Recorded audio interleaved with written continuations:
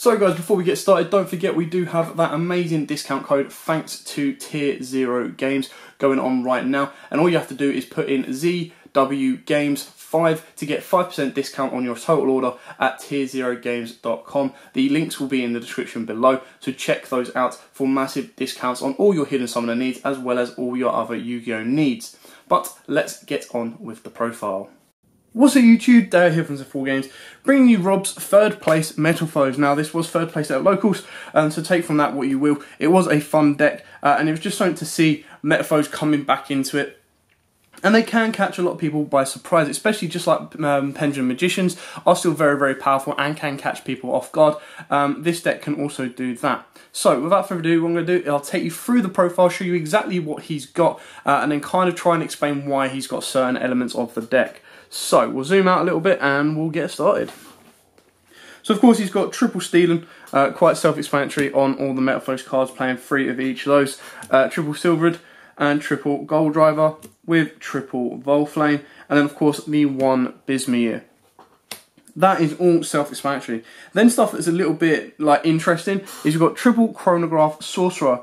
Now there was no time gazer in this deck, so it's interesting to see exactly why he was using the chronograph. But the way I see it is you kind of use it to pop it, but it gives you level 6 plays, especially alongside, I believe, Volflame's a 6 or was Volflame a 7? Volflame's a 7. It just gives you extensional plays, and he said that he kind of missed not having a Naruto in this deck, because he can end the board, if he had Naruto in this deck, sorry guys, he can end the board with about 3 negates, not including the full Metalfoes Alchemist, which he kind of counts as a negate as well. So you can end the board with a Vortex, a Dawn Dragster, and then of course you've got the ability to go into a Alchemist, and then by going into Alchemist, of course that gives you a negate and a steal as well. Obviously 2 Supreme Dragon Dark Worms, again to extend your plays and then search out the 0 scale. 2 Destrudo, of course these contribute towards your synchro plays of the extra deck, so he's got a Cyframe Lord Zeta and a Dawn Dragster. So this deck is definitely budget, hands down. And then moving on to the spells, we've got triple Dragon Shrine, triple Call by the Grave, 2 full Metalfoes Fusion. Now I'm pretty sure he's only got 2 of these because he couldn't find the second Metalfoes Fusion, which of course you play 1 of. And then you've got the 1 Monster Reborn, the 1 E-Telly, and the 1 Instant Fusion, and 1 Super Poly. Now Super Poly in this deck, in my opinion, is probably one of the best Super Poly decks to have it. Because of course Alchemist requires 1 Metalfoes monster and a normal monster, it's very, very easy to make. Then on top of that, you can steal both your opponent's monsters if you want to go into, of course, your Metalfoes Adamante. And then of course you've got your Metalfoes Crimsonite. Again, that one takes rid of 1 of your Metalfoes monsters and then 2 of your opponent's monsters with 3k or less. For the traps, of course, straightforward triple combination and triple counter. Now on to the extra deck. And again, the extra deck is missing, I believe it's 1 or 2 cards because he couldn't pick them up in time, but it's still very, very budget. The most expensive card is probably this guy here, and that is, of course, Electromite. So you play Electromite at 1, then you've got a Lanthalincus, 2 Doolittle Chimeras, 1 Zephyr Metaltron, so that is it for your Link monsters. Then, of course, for your XYZs, you've got the 1 Odd Eyes Absolute, and the 1 number 41 Baguska. Now the Baguska can easily be the Naruto, or of course it can be the 1 Metalfoes that he's missing, which I can't remember the name off the top of my head. It's the one that when it's sent, it pops. So if you know the answer to that one, put that in the comments below. I just can't remember it off the top of my head. The Synchros, the 1 Dawn Dragster and the 1 Cyframe Lord Zeta. Now this is just a budget option to kind of rip from your opponent's deck. Rip from your opponent's field.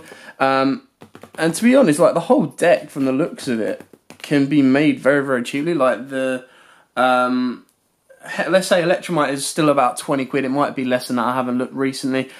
Super Poly is only about 3 quid because you've got a OTS reprint. And then everything else is very, very cheap because then you've got your 1 Odd Eyes Vortex, your 2 full Metalfoes Alchemist. And again, this is a very, very important card because it gives you that negate. You've got the 1 Metalfoes Mithrillium for recyclability, your 1 Metalfoes Crimson Knight, and a 1 Metalfoes Adamante. Now, of course, you could take out the Crimson Knight for the one that pops. I'm trying to think if I've got it in my binder. Give me 2 seconds, I'll have a quick look.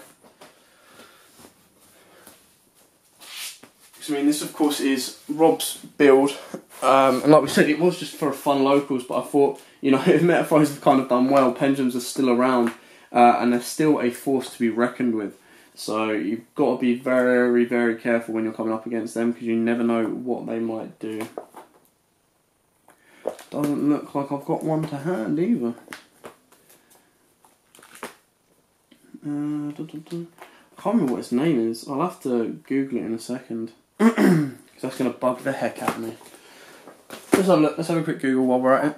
But yeah, he did really, really well. I think his one loss came against Prankids, which is quite self-explanatory on that one. The Prankids kind of... Sorry guys. The Prankids kind of like, once they get going, if they get going, they can maintain board presence very, very easily.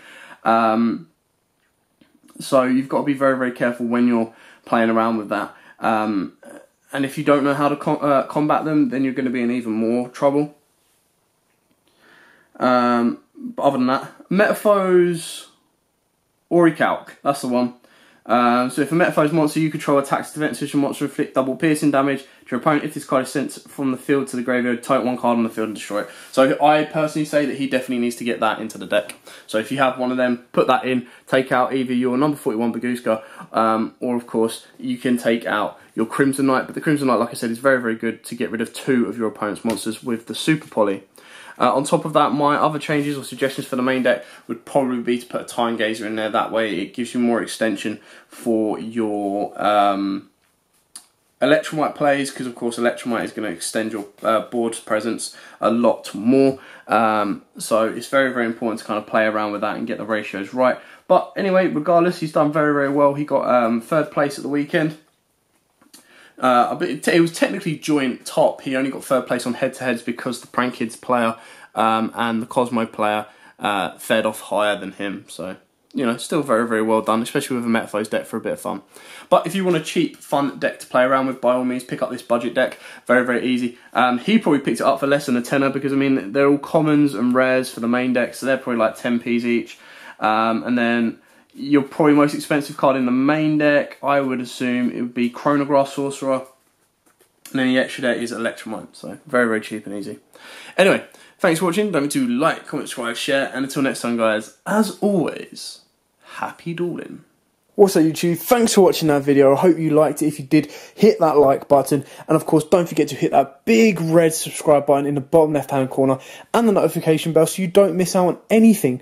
We've got more deck profiles, duels, pack openings, and many more Yu-Gi-Oh videos coming up for you all year round. So don't forget to stay tuned for all of that. Thanks, and as always, guys, happy dueling.